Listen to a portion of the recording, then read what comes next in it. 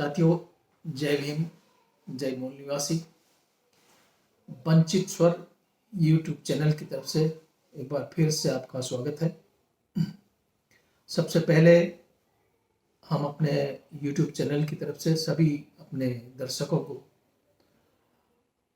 नए साल की बधाई देना चाहते हैं। हमारी तरफ से आप नव वर्ष की बधाई स्वीकार करें। आज 3 जनवरी है। मूल निवासी समाज के लिए बहुत ही ऐतिहासिक दिन। मैं ऐतिहासिक दिन क्यों कह रहा हूं? क्योंकि आज इस समाज में एक ऐसी शख्सियत का जन्मदिन है जिन्होंने इस समाज के लिए शिक्षा के दरवाजे खोले। अगर हम कहें तो हमारी समाज की और या कहना चाहिए कि भारत की सबसे पहली जो महिला शिक्षिका थी माता सावित्रीबाई फुले, आज उनका जन्मदिन है। तो उनके जन्मदिन की भी आप सबको बहुत बहुत बधाई। आज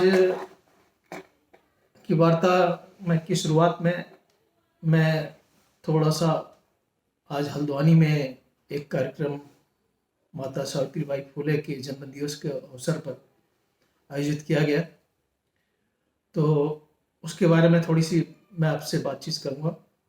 फिर इसके बाद थोड़ी देर में मेरे साथ जो है वो वंचित स्वर के संपादक डॉक्टर प्रमोद कुमार जी मेरे साथ जुड़ेंगे। आज का जो प्रोग्राम था वो बहुत ही सुंदर, बहुत ही अच्छा आयोजन किया गया था।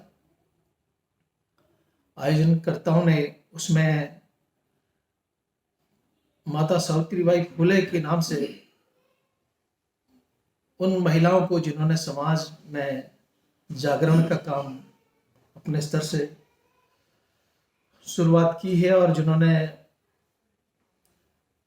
काफ़ी अपना योगदान इसमें दिया है, उनको पुरस्कृत करने का एक कार्यक्रम रखा था। तो निश्चित रूप से एक बहुत अच्छी पहल इसको कहा जा सकता है और उसमें लोगों की बहुत जो उपस्थिति थी वो बहुत ही उसे कहना चाहिए कि एक अच्छा संकेत है। जो उन महिलाओं ने जो पुरस्कृत की गई थी उनका जो फील्ड वर्क जो है वो उनकी उपस्थिति के रूप में हमको नज़र आ रहा था। तो ये एक तरह से सामाजिक और सांस्कृतिक परिवर्तन की तरफ एक बहुत बड़ा कदम था। मैं सामाजिक और सांस्कृतिक परिवर्तन की का क्या बहुत बड़ा कदम मैं इसको इसलिए कह रहा हूँ कि बहुत सारी महिलाएं जो वहाँ पर थी, आज बहुत सारी ऐसे महिलाएं थी जो अपने साथ अपनी माताओं को लेके आई थी और बहुत सारी ऐसी महिलाएं थी जो अपने साथ अपनी बेटियों को लेके आई थी। तो एक तरह से कहिए कि 3 जनरेशन की उपस्थिति वहाँ पर थी।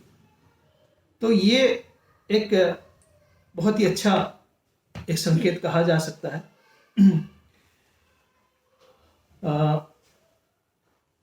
जो माताओं का जो संबोधन था जो उन्होंने वहाँ पर दिया और माता सावित्रीबाई फुले के बारे में उन्होंने जो विचार व्यक्त किए और उनका जो संबोधन और ये सब चीज़ें थी, तो ये सब चीज़ें एक अच्छा संकेत समाज के लिए कहा जा सकता है।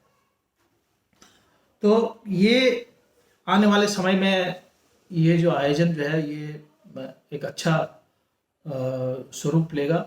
मैं आपको शेयर करना चाहता हूँ कि बाबा साहब की जयंती हम काफ़ी बड़े स्वरूप में यहाँ पर हल्द्वानी में मनाते हैं और ये आज हम जिस भव्यता के साथ मनाते हैं आज से 10-12 साल पहले कोई यहाँ पे रामलीला मैदान में बाबा साहब की जयंती का आयोजन किया जाता था। उसका स्तर जो है वो बहुत ही समझिए कि एक खराब उसकी वो कही जा सकती है। उनका प्रयास तो बहुत अच्छे स्तर का था, लेकिन समाज की उपस्थिति और समाज का योगदान और जो कार्यक्रम के आयोजन का जो स्तर था वो उतना मतलब अच्छा नहीं कहा जा सकता है। और हालांकि तो लेकिन वो जो शुरुआत थी, मतलब जो स्टार्टिंग जब होती है, मैं इस बात को इसलिए कहना चाह रहा हूँ कि जो बुनियाद होती है तो बुनियाद वो ऐसी हुआ करती है। बुनियाद किसी को दिखाई नहीं पड़ती, किसी भवन की बुनियाद दिखाई नहीं पड़ती। तो अब जो बुनियाद थी, और अब उसके बाद देखिए किसी भी हम इमारत की अगर के निर्माण की हम अगर बात करते हैं तो उसका जो प्लान, उसका जो सबसे पहले हम उसके लिए हमको भूमि की आवश्यकता होती है, फिर उसके बाद हमको उसके डिजाइन की ज़रूरत होती है, और डिजाइन के बाद फिर उसके जो हम मानचित्र वगैरह पास कराते हैं, ये सब सारा प्रोसेस होता है। उसके बाद फाउंडेशन बनने का काम होता है, और फाउंडेशन बनने तक का जो इतनी जो प्रक्रिया होती है, ये प्रक्रिया बैकग्राउंड में रहती है। और जब जो निर्माण कार्य जो है वो उसके ऊपर आ जाता है, बुनियाद के ऊपर आता है, तब फिर काफ़ी तेज़ी से बढ़ता है। तो मैं इसको आज का जो कार्यक्रम है उसको इस रूप में देखता हूँ कि हम बुनियाद हमारी जो है वो ठीक ठाक रही है, और हम लगभग अब जो है बुनियाद से ऊपर आने को है। और अगर सकारात्मक और इसी तरह से कार्यक्रम आयोजित होते रहे और जागरूकता का अभियान इस तरह से चलता रहा, तो आने वाले समय में हम जो है सारे अपने प्रोग्राम आयोजित कर पाएंगे।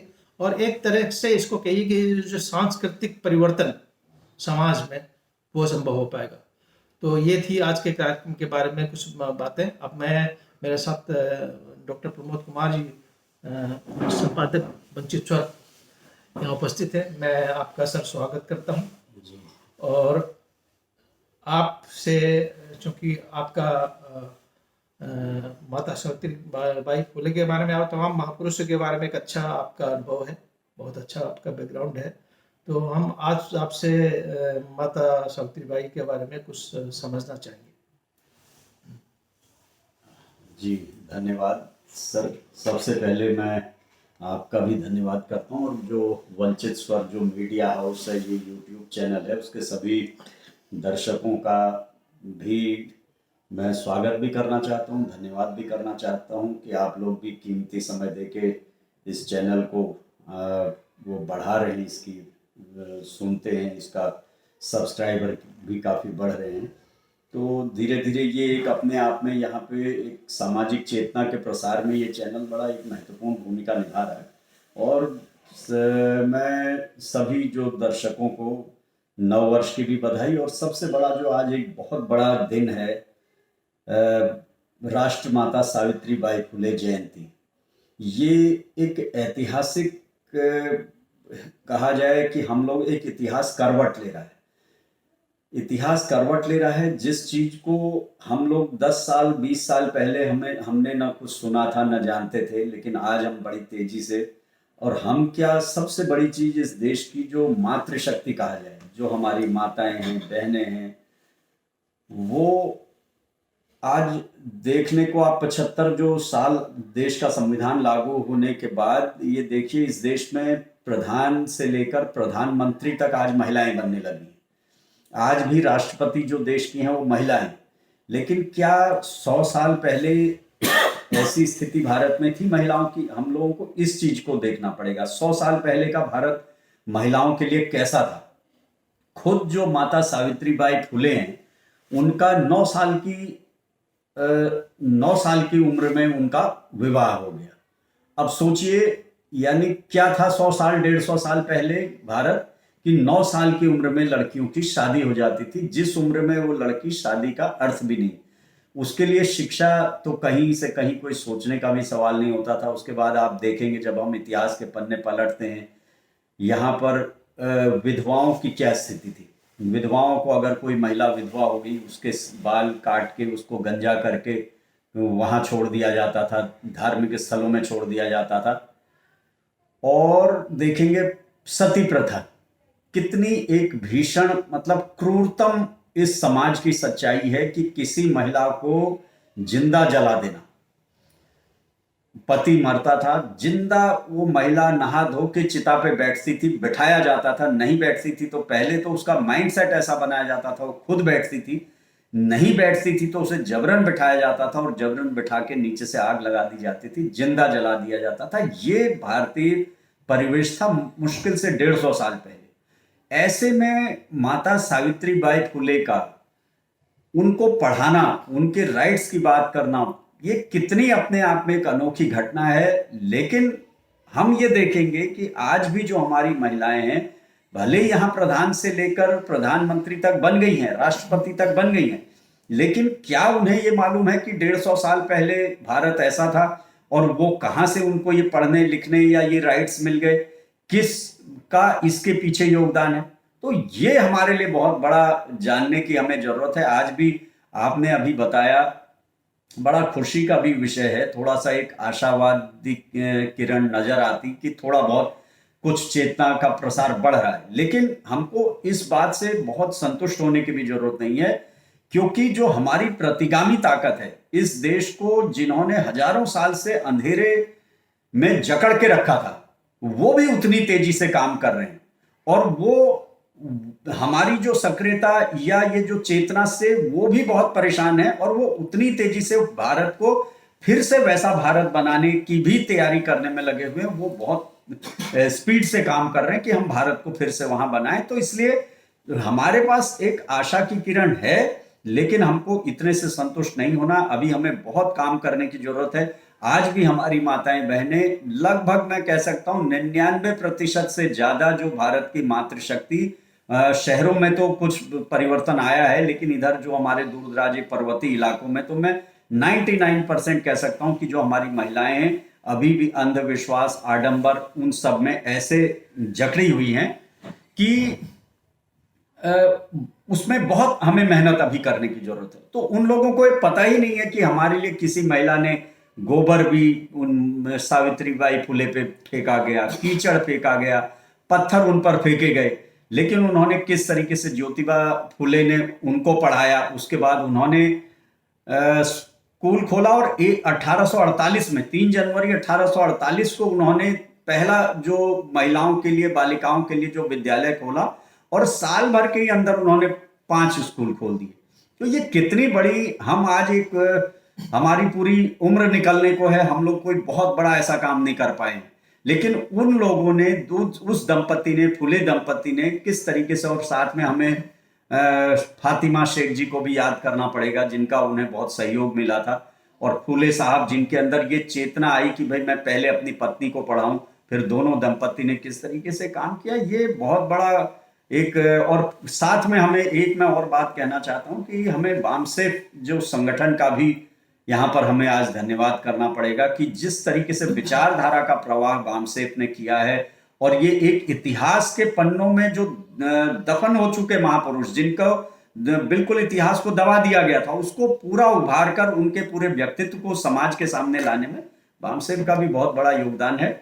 तो इस चीज को हमें समझना चाहिए। जी, मैं एक आपकी जो बात है उसमें को आगे बढ़ाते हुए कहना चाहूँगा कि एक तो जो हमको आज के दिन उन महापुरुषों का भी शुक्रगुजार होना पड़ेगा कि जिन्होंने हमको इन महापुरुषों से परिचित कराया।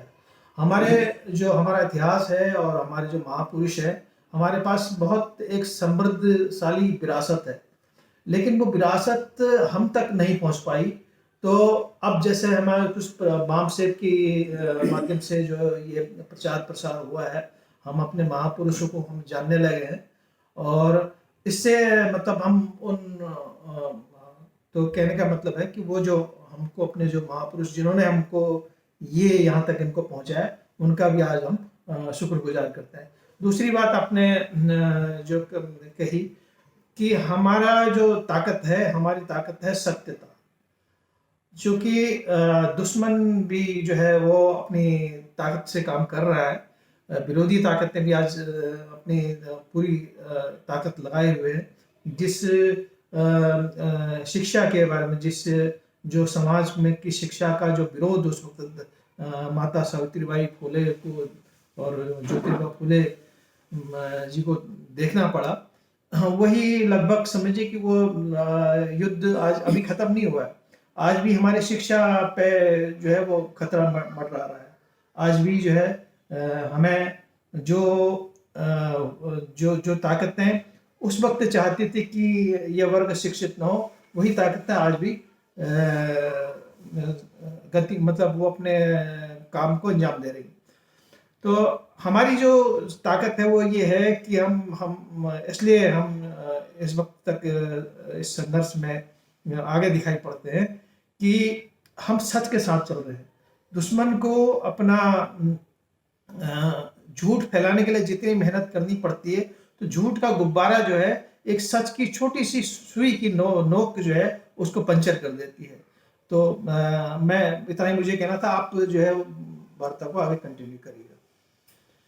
हाँ जी, देखिए मैं फिर वही बातें कहना चाहता हूँ कि देखिए, जो महान दार्शनिक जैमिनी ने एक बात कही थी कि मनुष्य की मृत्यु हो जाती है, मनुष्य संसार में नहीं एक दिन नहीं रहता, लेकिन विचार हमेशा जिंदा रहते हैं। लेकिन वहीं पर हमें देखना पड़ेगा कि बाबा साहब अम्बेडकर ने इस बात से आगे बढ़ते हुए उन्होंने कहा कि मनुष्य के साथ साथ विचार भी मर जाते हैं अगर विचारों का प्रचार प्रसार ना हो। तो ये ठीक है कि हम सत्य के साथ हैं, लेकिन सत्य को फैलाना, उसको प्रचारित प्रसारित करना भी बहुत जरूरी है। क्योंकि आप देखेंगे जो इस देश को जो अंधविश्वास और आडंबर और अशिक्षा में जो धकेलने वाला जो एक ग्रुप है, उन्होंने देखिए प्रचार प्रसार के दम पर कितने काल्पनिक चीजें गढ़कर लोगों के दिलो दिमाग में बैठा दी हैं।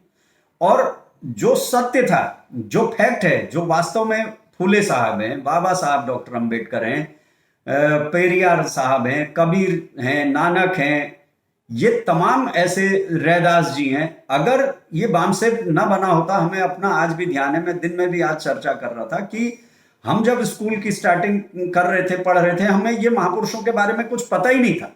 जब बड़े हुए हैं, कुछ सामाजिक संगठनों से जुड़े, तब पता चला कि किस तरीके से 73 में जब दीना भाना, डीके खापर्डे, कांशीराम जी, इन लोगों ने कुछ सोचा, चिंतन मनन किया और एक संगठन की नींव रखी, वहां से इनको महापुरुषों को फिर से।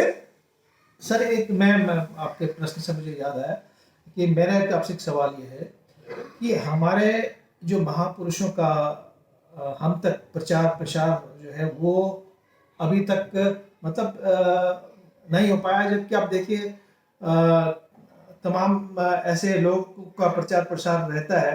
आप हॉलीवुड बॉलीवुड के आप एक्टर एक्ट्रेस का आप देखिए तो उनके तमाम आपको पोर्ट्रेट कैलेंडर्स ये सब मार्केट में तमाम बिकते हुए नजर आते हैं। लेकिन जो मूल निवासी जो बहुजन जो महापुरुष हुए हैं उनका जो पोर्ट्रेट है, उनके जो फोटोग्राफ्स है, वो आपको सामान्यता नहीं मिलेंगे। बाबा साहब का ही पोर्ट्रेट आपको नहीं मिलेगा। अभी फूले साहब और ये तमाम जो दूसरे महापुरुष हैं, छत्रपति साहू जी महाराज हैं और हरिप्रसाद टमटा जी हैं, और हमारे पास बहुत लंबी विरासत है। तो ये मतलब हमें क्यों नहीं मिल पाया, ये बाय डिफॉल्ट है या इसके पीछे कोई रणनीति विरोधी की काम करती है? देखिए, इसके पीछे दोनों चीजें हैं। एक तो हमारे अंदर चेतना का अभाव है, हमें पता ही नहीं है, हम ढूंढते नहीं है। दूसरा, जो विरोधी पक्ष है वो क्यों चाहेगा कि भाई वो हम क्योंकि मार्केट में उन्हीं का कब्जा है, प्रेसें उन्हीं की हैं, दुकानें उन्हीं की हैं, वो भी उस रणनीति में शामिल हैं कि जितना ये जो मूल निवासी समाज है, इस देश का जो बहुसंख्यक समाज है, वो जितना अंधविश्वास में, अशिक्षित, अज्ञानता में रहेगा, उतना उनका धंधा चलेगा, उतना उनका सिस्टम मेंटेन रहेगा। तो वो कभी भी नहीं चाहेंगे कि ये जो जगाने वाले लोगों की फोटो या इनके बारे में जानकारी मिले। लेकिन अगर हम जागेंगे, अगर हम समाज को प्रचारित प्रसारित करेंगे, वो करेंगे, तो लोग ढूंढेंगे उसके। आज आप देखेंगे जैसे जो तमाम जो वामसेप के कार्यक्रम होते हैं, अन्य जो ऐसे जागृति की मीटिंग है, वहां साहित्य आ रहा है, वहां पर हमें साहित्य मिलता है। कोई बात नहीं, वहां नहीं मिलेगा, हम उस तरह, लेकिन उन कार्यक्रमों को हमें बढ़ाना पड़ेगा। वो कैडर कैंप जो होते हैं, उनको हमें जगह जगह हम कैडर कैंप करें, बड़े बड़े कार्यक्रम करें, और उसमें जो ये प्रकाशक हैं, जो ये तमाम ये साहित्य रखते हैं, वो लोग पहुंचेंगे। तो वो हमें स्पीड को बढ़ाना पड़ेगा, तभी हम इस आंदोलन को इसके अंजाम तक पहुंचा सकते हैं। नहीं तो ये फिर सत्य होके भी एक दफन, सत्य तो है, बुद्ध आज भी जब खोदा जाता बुद्ध निकलते हैं, लेकिन वो खोदने के बाद जब बुद्ध की मूर्ति निकलती, उसको कुछ और बता के, वहां पर अगर कोई जागरूक व्यक्ति होगा तब पता चलता है ये बुद्ध है। तो हम लोगों को ये मेहनत और करने की जरूरत है, नहीं तो ये फिर से एक इतिहास ऐसी करवट लेगा कि पता चला फिर बहुत एक लंबा समय लगेगा। हमें सोशल मीडिया का भी इसमें बड़ा शुक्रगुजार होना पड़ेगा कि उसने भी जो महापुरुषों का जो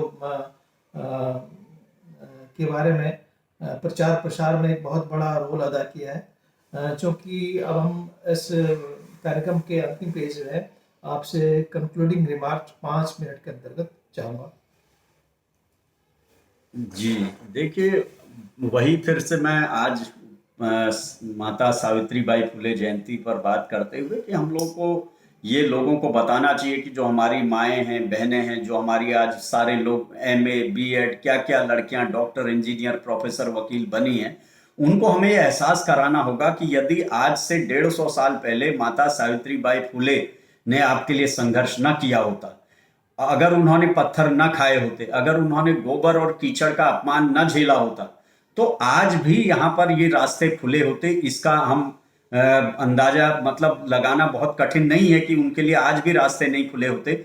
आज सब कुछ हमारी महिलाओं को अधिकार है, और धीरे धीरे उस पर आगे राइट्स बढ़ते जा रहे हैं। आज बहुत कुछ अधिकार हैं। आज शादी की आपकी एक एज फिक्स है, उसके बाद आपको फिर बाबा साहब ने वो भारत के संविधान में तमाम अधिकार दे दिए कि आपको कि शोषण, उत्पीड़न कुछ नहीं होगा। आप किसी भी पद पे आप मताधिकार का प्रयोग कर रही हैं, जबकि तमाम दुनिया भर में महिलाओं को बहुत बाद में अधिकार मिले। तो इसमें माता सावित्रीबाई फुले का बहुत बड़ा योगदान है, और हमें समझना पड़ेगा कि किस तरीके से उन्होंने उस समय जो विधवा निराश्रित महिलाओं के लिए आश्रम खोले, और तमाम तरीके के ऐसे स्कूल खोलने में ही उनको अपना कितना कुछ योगदान उन्होंने दिया, जिससे उस इतना आसान नहीं था। जिस समय वो जो महिलाएं उनकी कहती थी कि तू ने हमारा धर्म भ्रष्ट कर दिया, मतलब धर्म भ्रष्ट कर दिया कि तू हमारे धर्म के विरुद्ध काम कर रही है, जिसमें महिला को बाहर निकलने की इजाजत नहीं, तुम उनको पढ़ा रहे हो। तो वो सारा उन्होंने चुनौती झेली, और आप देखेंगे बाद में उन्होंने फुले जी को भी यही कहा था कि उनके पिताजी ने उनको घर से इसलिए निकाल दिया था कि तू धर्म के विरुद्ध काम कर रहा है। उनको घर तक छोड़ना पड़ा, घर छोड़ना पड़ा फिर।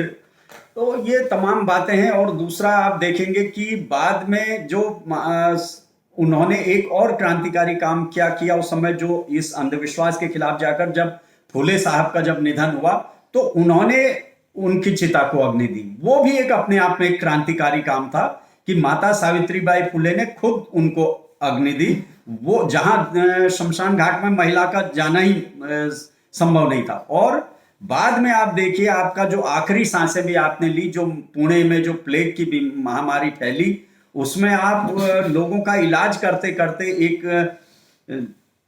अनटचेबल जो बच्चा, जो अछूत जाति कही जाती है यहाँ, उस बच्चे को आप पीठ पे अपने घर लाई, उसका ट्रीटमेंट किया, उन लोगों का आपने खुद अपने हाथों से इलाज किया। भले इसी में ये संक्रमण आप तक फैल गया, और बाद में प्लेग की ही बीमारी के कारण 1897 में आपका भी जो निधन हो गया, महापरिनिर्वाण हो गया। तो ये हम लोगों को ऐसे कैरेक्टर्स को जानना चाहिए, समझना चाहिए, और जो हम अपने जीवन को साधारण सी बातों में व्यर्थ में गवा दे रहे हैं, उससे हमें निकलना चाहिए। यही हमारे महापुरुषों को सच्ची जो आदरांजलि भी होगी, सच्चा उन्हें याद करना होगा कि हम उनके जो कैरेक्टर को अपने आप में ढालने की कोशिश करें। केवल हम मंचों से बखान कर लें, उनकी तारीफ कर लें, इतना भर न करें। तो यही मैं कहना चाहता हूँ। बहुत बहुत धन्यवाद आपका।